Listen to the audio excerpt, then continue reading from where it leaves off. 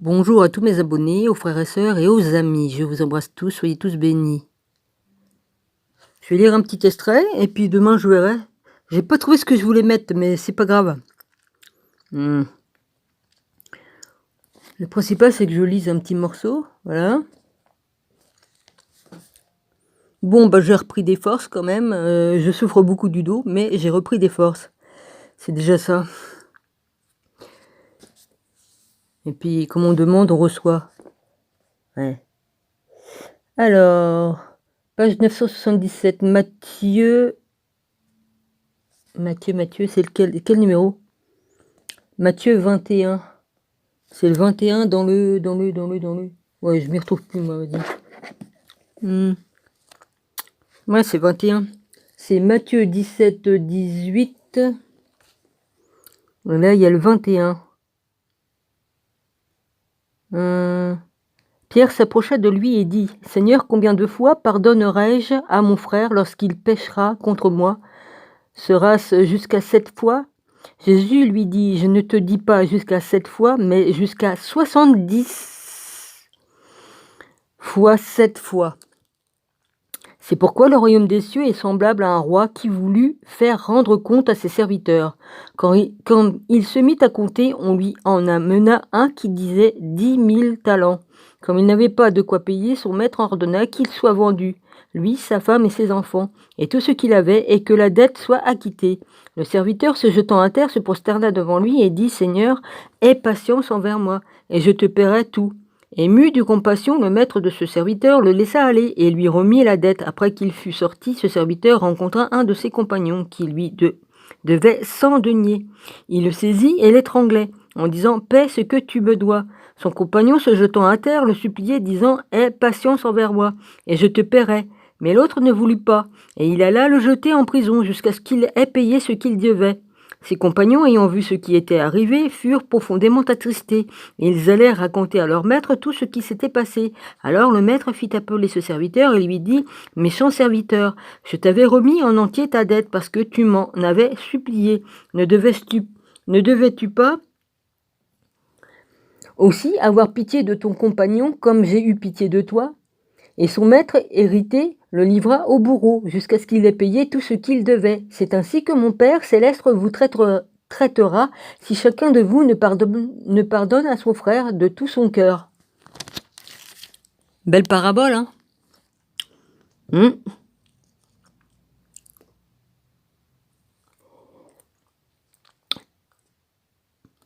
Le divorce et le célibat. Lorsque Jésus eut achevé ses discours, il quitta la Galilée et alla dans le territoire de la Judée, au-delà du Jourdain. Une grande foule le suivit, et là, il guérit les malades. Les pharisiens l'abordèrent et dirent, pour l'éprouver, est-il permis à un homme de répudier sa femme pour un motif quelconque?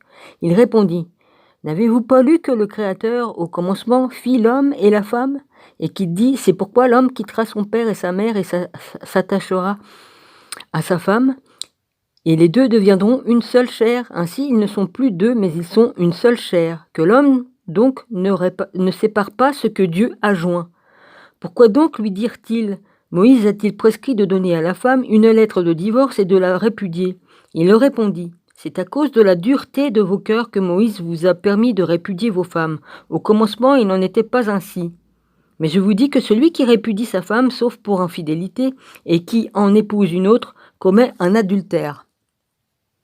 Ses disciples lui dirent, « Si telle est la condition de l'homme à l'égard de la femme, il n'est pas avantageux de se marier. » Il leur répondit, « Tous ne comprennent pas cette parabole, mais seulement ceux à qui cela est donné. Car il y a des eunuques qui le sont dès le ventre de leur mère. Il y en a qui le sont devenus par les hommes, et il y en a qui se sont rendus eux-mêmes eunuques à cause du royaume des cieux. Que celui qui peut comprendre, comprenne. » Ah bah moi j'ai pigé, hein. Jésus bénit les petits-enfants. Alors on lui amena des petits-enfants afin qu'il leur impose les mains et prie pour eux. Mais les disciples les repoussèrent. Et Jésus dit, « Laissez les petits-enfants et ne les empêchez pas de venir à moi, car le royaume des cieux est pour ceux qui leur ressemblent. » Il leur imposa les mains et il partit de là. Le jeune homme riche. Et voici Un homme s'approcha et dit à Jésus, « Maître, que dois-je faire de bon pour avoir la vie éternelle ?» Il lui répondit, « Pourquoi m'interroges-tu sur ce qui est bon? Un seul est le bon. Si tu veux entrer dans la vie, observe les commandements. » « Lesquels ?» lui dit-il. Et Jésus répondit, « Tu ne tueras point, tu ne commettras point d'adultère, tu ne déroberas point, tu ne diras point de faux témoignages. Honore ton père et ta mère, et tu aimeras ton prochain comme toi-même. » Le jeune homme lui dit, « J'ai observé toutes ces choses. Que m'en manque-t-il encore ?» Jésus lui dit, « Si tu veux être parfait, va, vends tout ce que tu possèdes, donne aux pauvres, et tu auras un trésor dans le ciel. Puis viens et suis-moi. » Après avoir entendu ces paroles, le jeune homme s'en alla, tout triste, car il avait de grands biens. Jésus dit à ses disciples, « Je vous le dis en vérité, un riche entrera difficilement dans le royaume des cieux. Je vous le dis encore, il est plus facile à un chameau de passer par le trou d'une aiguille qu'à un riche d'entrer dans le royaume de Dieu. » Les disciples, ayant entendu cela, furent très étonnés et dirent, « Qui peut donc être sauvé ?» Jésus les regarda et leur dit, « Aux hommes cela est impossible, mais à Dieu tout est possible. » Grande vérité. Oui, c'est une grande vérité. Pierre, prenant alors la parole, lui dit, « Voici, nous avons tout quitté et nous t'avons suivi. Qu'en sera-t-il pour nous ?» Jésus leur répondit, « Je vous le dis en vérité, quand le Fils de l'homme, au renouvellement de toutes choses, sera assis sur le trône de sa gloire, vous qui m'avez suivi, vous serez de même, assis sur 12 trônes, et vous jugerez les 12 tribus d'Israël. Et quiconque aura quitté à cause de mon nom ses frères ou ses sœurs, ou son père, ou sa mère, ou sa femme, ou ses enfants, ou ses terres, ou ses maisons, recevra le centuple et héritera la vie éternelle. Plusieurs des premiers seront les derniers, et plusieurs des derniers seront les premiers. » Et je dis Amen. Excusez-moi, je le dis. Parabole des ouvriers.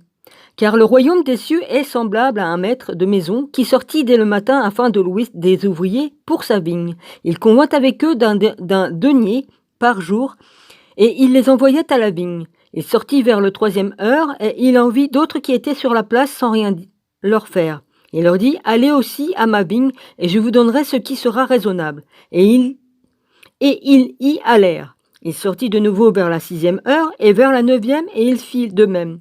Étant sorti vers la 11e heure, il en trouva d'autres qui étaient sur la place. Et il leur dit, « Pourquoi vous tenez-vous ici toute la journée sans rien faire ?» Ils lui répondirent, « C'est que personne ne nous a loués. » « Allez aussi à ma vigne, leur dit-il. Quand le soir fut venu, le maître de la vigne dit à son intendant, « Appelle les ouvriers et paie-leur le salaire, en allant des derniers aux premiers. » Ceux de la 11e heure vinrent, et reçurent chacun un denier. Les premiers vinrent ensuite, croyant recevoir davantage, mais ils reçurent aussi chacun un denier. En le recevant, ils murmurèrent contre le maître de la maison, et dirent, « Ces derniers n'ont travaillé qu'une heure, et tu les traites à l'égal de nous, qui avons supporté la fatigue du jour et la chaleur. » Il répondit à l'un d'eux, « Mon ami, je ne te fais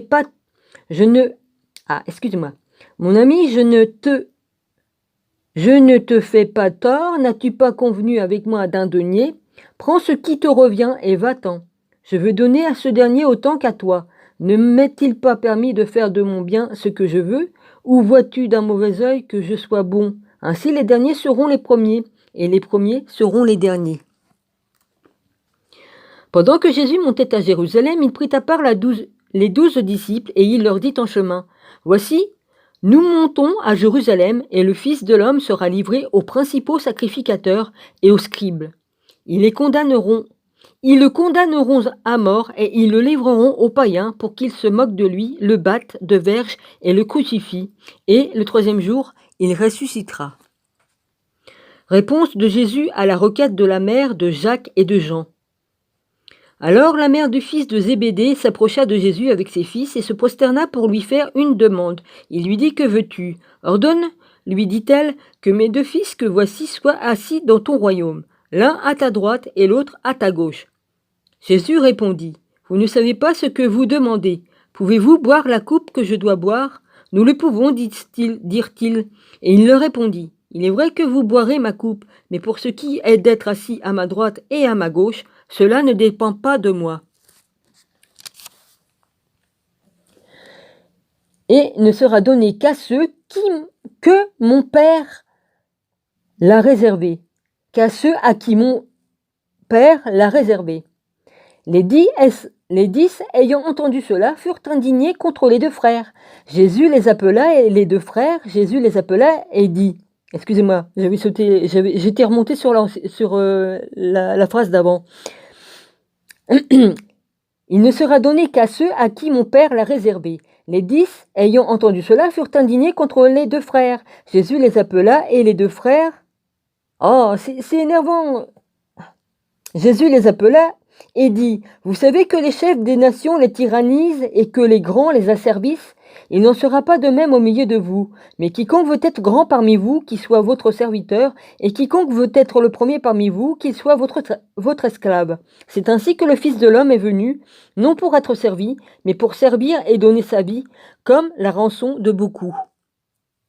2 aveugles les recouvrent la vue. 2 aveugles recouvrent la vue. Lorsqu'ils sortirent de Jéricho, une grande foule suivit Jésus, et voici 2 aveugles assis au bord du chemin entendirent que Jésus passait, et crièrent « Aie pitié de nous, Seigneur, fils de David !» La foule les reprenait pour le faire taire, mais ils crièrent plus fort « Aie pitié de nous, Seigneur, fils de David !» Jésus s'arrêta, les appela et dit « Que voulez-vous que je vous fasse ?» Ils lui dirent « Seigneur, que nos yeux s'ouvrent !» Ému de compassion, Jésus toucha leurs yeux, et aussitôt ils recouvrèrent la vue et le suivirent. Entrée à Jésus, excusez-moi.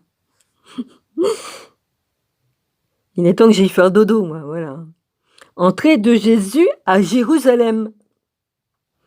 Lorsqu'ils approchèrent à Jérusalem et qu'ils furent arrivés à Bethphagée, vers la montagne des Oliviers, Jésus envoya 2 disciples en leur disant « Allez au village qui est devant vous, vous le trouverez aussitôt. Une ânesse attachée et un ânon avec elle. Détachez-les et amenez-les-moi. Si quelqu'un vous dit quelque chose, vous répondrez, le Seigneur en a besoin. Et à l'instant, il les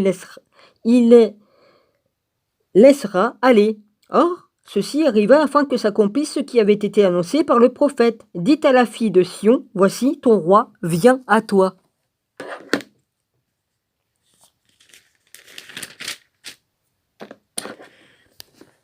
Plein de douceur et monté sur un âne, sur un ânon, le petit d'une ânesse. Les disciples allèrent et firent ce que Jésus leur avait ordonné. Ils amenèrent l'ânesse et l'ânon, mirent sur eux leurs vêtements et le firent asseoir dessus. La plupart des gens de la foule étendirent leurs vêtements sur le chemin. La plupart des gens de la foule étendirent leurs vêtements sur le chemin, d'autres coupèrent des branches d'arbres et en jonchèrent la route. Ceux qui précédèrent et ceux qui suivaient Jésus criaient « Hosanna au fils de David ! Béni soit celui qui vient au nom du Seigneur. Hosanna dans les lieux très hauts. » Lorsqu'il entra dans Jérusalem, toute la ville fut émue, et l'on disait « Qui est celui-ci » La foule répondait « C'est Jésus, le prophète de Nazareth en Galilée. »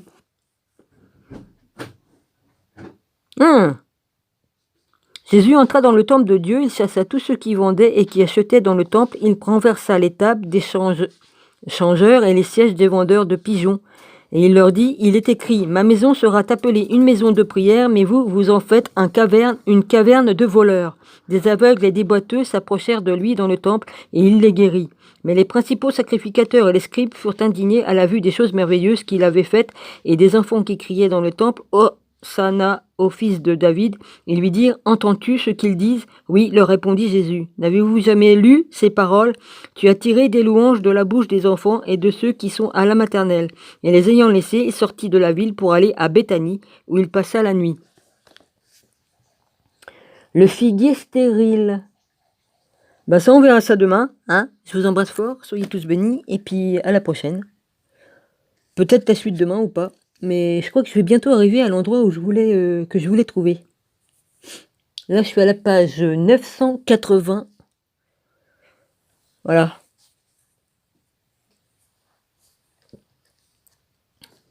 J'ai mon fil qui est pris. Bon, il y a lui. Oh, pas rien.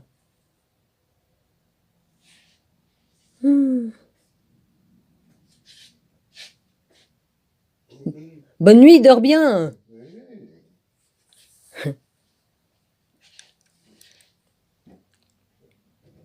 Qu'est-ce qu'il a respecté? Oh, elle arrête pas depuis tout à l'heure. Je sais bien que il va pas bien, mais bon, toutes les 10 secondes, c'est énervant, quoi, hein. Moi, je peux même pas le faire 2 fois de suite, vas-y, hein, de me plaindre, j'ai pas le droit, moi. Mais lui, toutes les 10 secondes. J'ai failli tomber en dépression, moi, il y a 1 an ou 2 de ça, il arrêtait pas, j'ai cru devenir folle. Vas-y, il y a de quoi. Bon, alors j'en suis là et là. Bon, bah, je vous embrasse tous, soyez tous bénis, excusez-moi, hein, j'attendais qu'elle aille se coucher pour vous dire, la suite. Voilà. Je vous dis à demain. Mon Rabbi, je t'embrasse fort, sois béni. Emmanuel Titi, Cœur d'Artichaut, Don Missionville, Rosaline. Je sais pas qui c'est qui m'appelle en ce moment au téléphone, mais ça arrête pas. Je sais qu'il y a pas mal de gens qui appellent avec de la pub, mais bon, hein, puis pour 1 € pour faire vos combles et tout ça, vas-y, hein.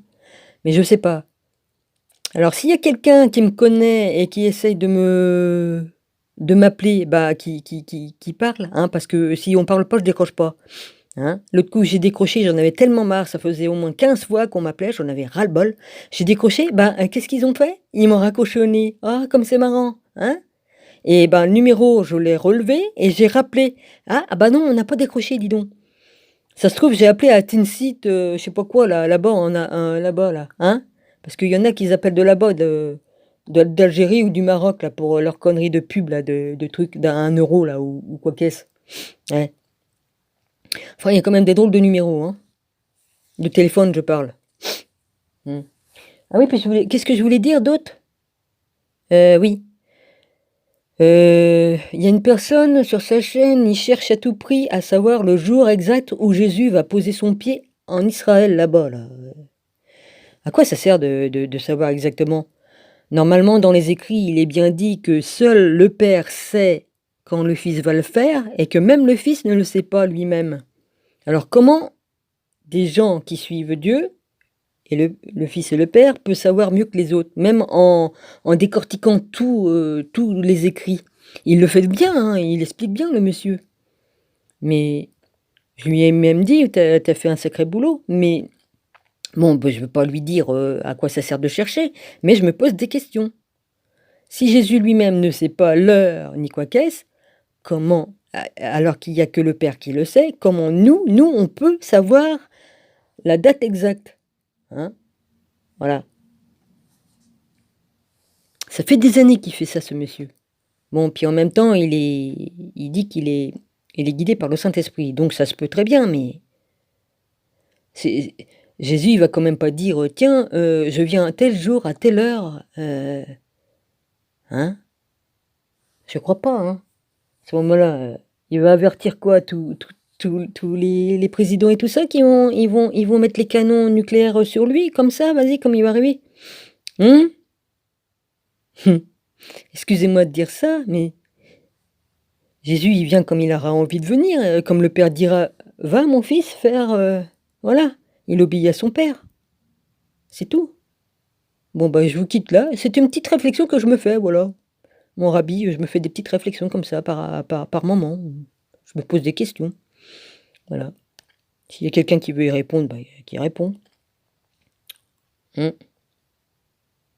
Gros bisous à tout le monde, voilà.